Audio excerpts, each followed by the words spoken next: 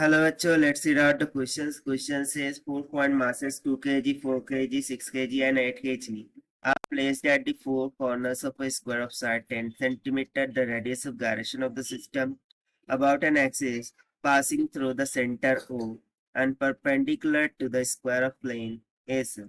जहाँ पर आप देख सकते हैं कि 4 पॉइंट मासेस है 2 kg, 4 kg, 6 kg and 8 kg का उनको 4 वर्टाइसेस ऑफ अ स्क्वायर पर रखा गया है। साइड लेंथ 10 सेंटीमीटर की इक्वल है। सो हमें radius of gyration find out करना है about this which is passing through the center O and perpendicular to the square of plane।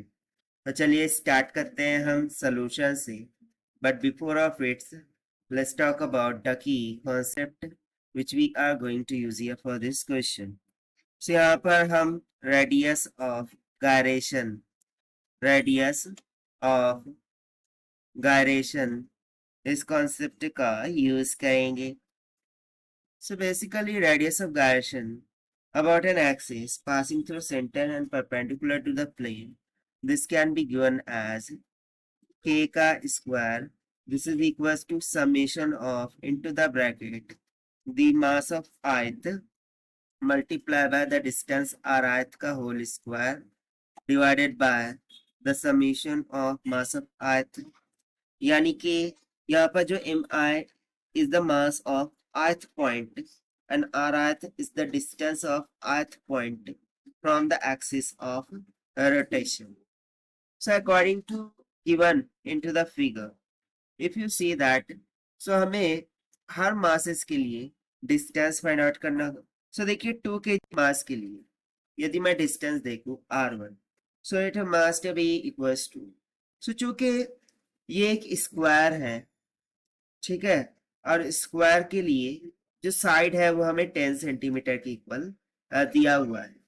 अब यदि मैं इसका डायमीटर कैलकुलेट करूं, यानी कि ये, ठीक है, उसका sorry diameter I mean to say the hypotenuse, so hypotenuse यदि हम कैलकुलेट करें, so by using the Pythagoras theorem, ये किसके इक्वल होगा, अंडर रूट में 10 का स्क्वायर प्लस में 10 का स्क्वायर की equal. So it must be equals to under root of 2 into 10 का स्क्वायर, यानी कि under root 2 times of 10।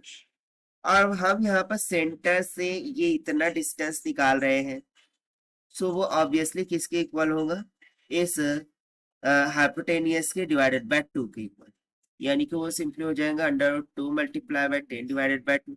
No 2 को हम under root 2 into under root 2 लिख सकते हैं।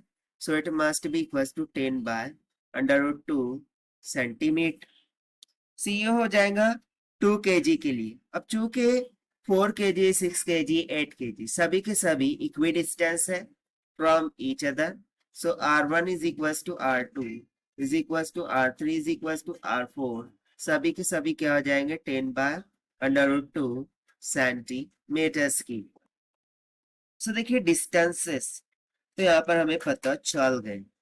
अब हम simply by using the formula of radius of gyration about center O perpendicular to the plane find out कर सकते हैं, that is k square is equals to summation of m ith into r ith का whole square divided by summation of m ith।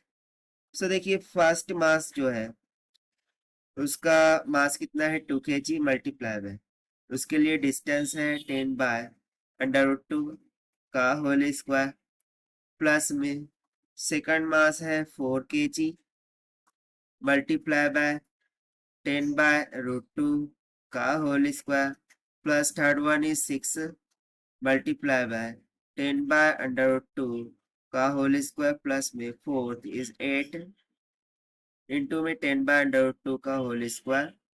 और इस complete numerators को हमें divide करना होगा समेशन ऑफ एम्स, यानी कि 2 प्लस 4 प्लस 6 प्लस 8 से। चलिए अब इसको सिंप्लीफाई करते हैं।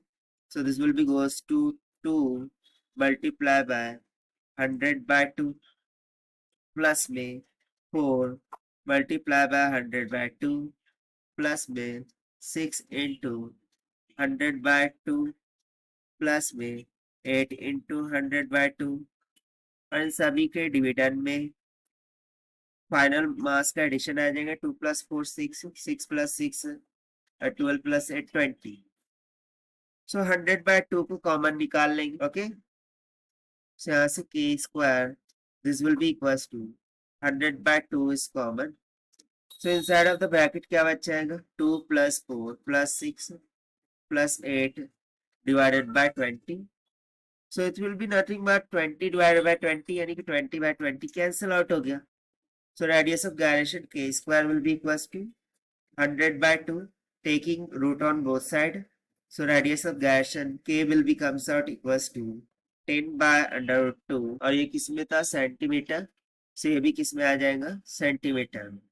अब देखिए यही हो जाएगा हमारा required answer for this question. So this is the required solution. I hope you understand well. Best of luck. Thank you.